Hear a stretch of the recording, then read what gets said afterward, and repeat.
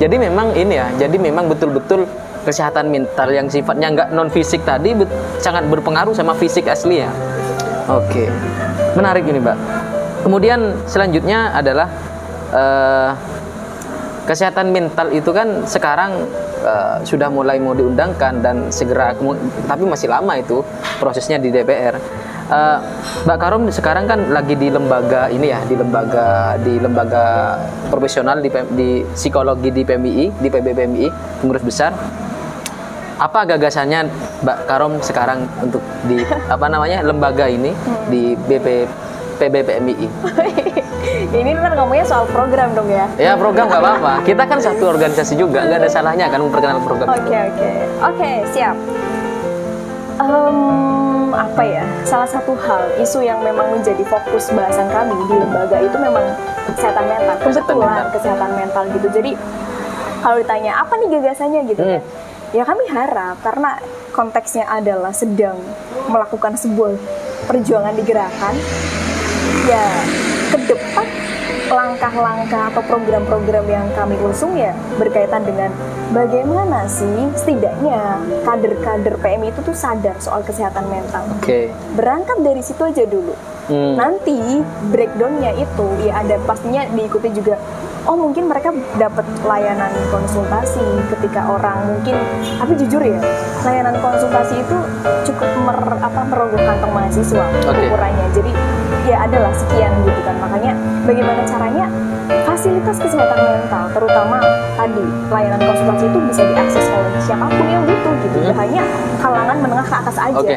Dengan harga yang tentu terjangkau seperti itu. Ya nanti kalau ada kader harga sahabat lah ya. Iya.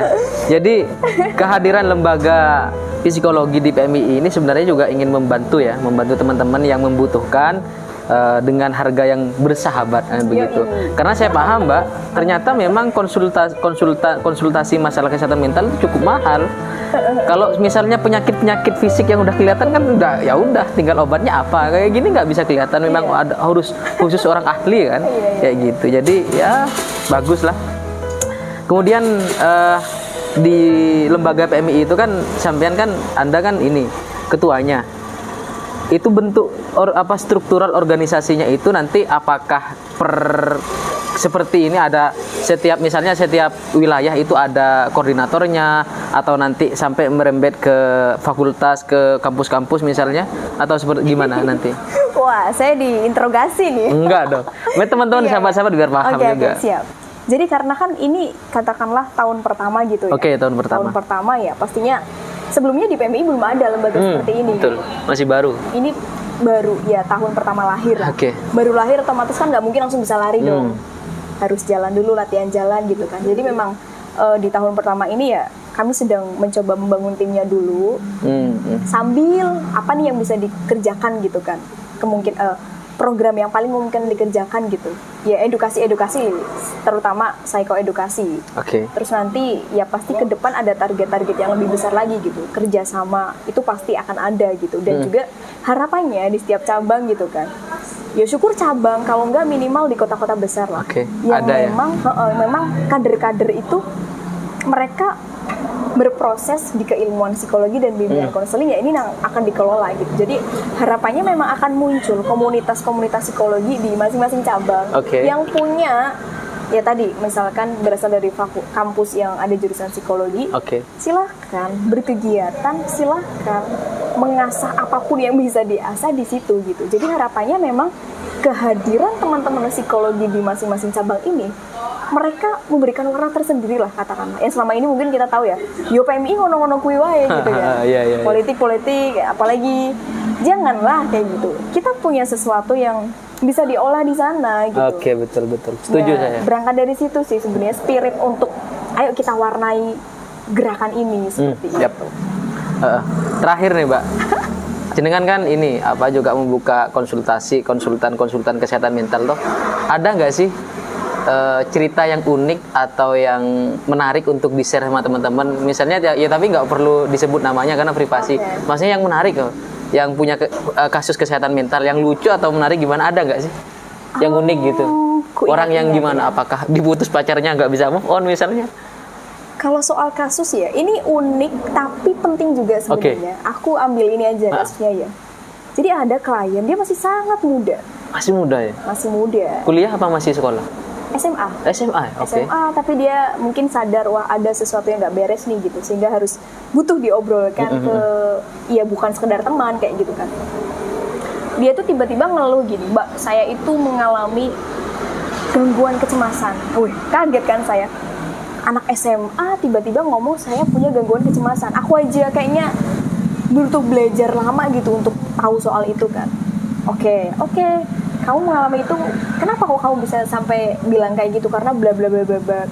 Saya tuh bacaan di artikel dan sepertinya saya relate dengan itu gitu. Oke. Apa yang ada di situ tuh saya banget gitu. Oke.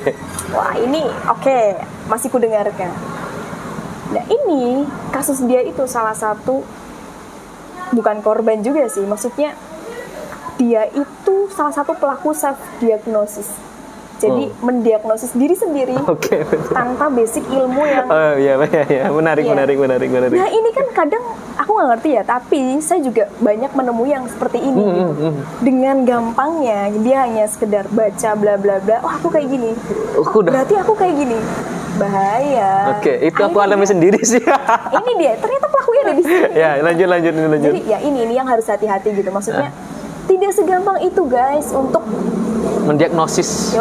Dokter aja dia butuh berapa tahun untuk belajar gitu kan. Iya. Kamu yang baru ini udah berani gitu kan. Nah ini di satu sisi lucu gitu kan, masih muda tiba-tiba ngomong kayak gitu.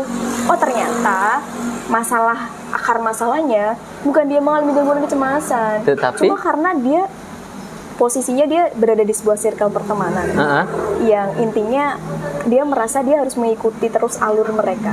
Ketika dia nggak bisa mengikuti, dia merasa, duh kok aku kayak gini ya. Dia merasa lebih karena insecure. Jadi belum sampai ke gangguan kecemasan itu, belum sampai, masih jauh kayak gitu.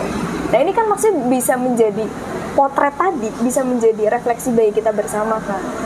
Karena ya kadang dilematis juga gitu ya. Dikit-dikit kena mental loh, dikit-dikit apa sih sebenarnya kayak gitu loh. Bentar dulu deh, jangan terlalu terburu-buru kayak gitu ibaratnya.